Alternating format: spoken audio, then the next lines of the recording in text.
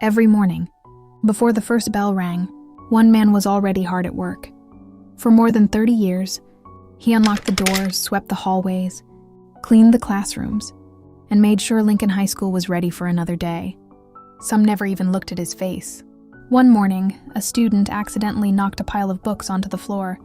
The student grabbed the books and walked away without saying thank you. He wasn't looking for recognition. As the school came to life, teachers hurried to class, students laughed with their friends, lockers slammed shut, and the hallways filled with noise. He repaired broken chairs. He picked up litter that others ignored. He served hundreds of people. His name was Mr. James, the school janitor. Most students walked past him without saying a word. To them, he was just the man pushing a mop down the hallway. Without hesitation, Mr. James knelt down and helped gather every single one. Mr. James simply smiled. He believed that every act of kindness mattered, even when nobody noticed. Hidden behind all of that was the quiet man who kept everything running. He cleaned every classroom, day after day, while feeling almost invisible. It seemed like another ordinary morning. Students filled the hallways. Teachers prepared their lessons. Everything looked completely normal. But while mopping near the science wing, Mr. James suddenly stopped. Something didn't feel right. He took a slow breath. There it was again. A strange smell, not strong, but enough to make him pay attention. Most people would have ignored it and kept walking. Mr. James didn't.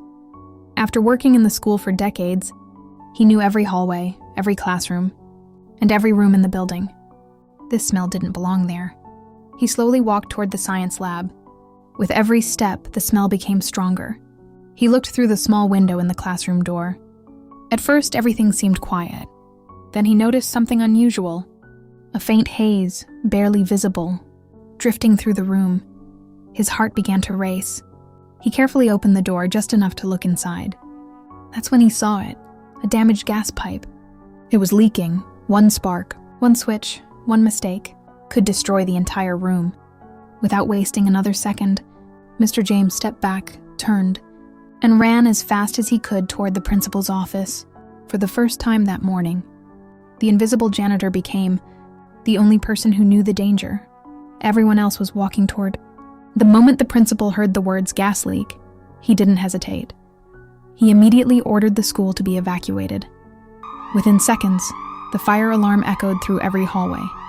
Teachers quickly guided their students outside, trying to keep everyone calm. Most of the students thought it was just another routine drill. They had no idea how close they had come to disaster. Only Mr. James knew the truth. As the last classroom emptied, he stood quietly, praying that everyone had made it out safely. Minutes later, firefighters rushed onto the school grounds. They entered the science building with specialized equipment, carefully checking every room. The entire campus fell silent. Then the firefighters found it. Mr. James had been right. A damaged gas line had been leaking into the science lab. The danger was real.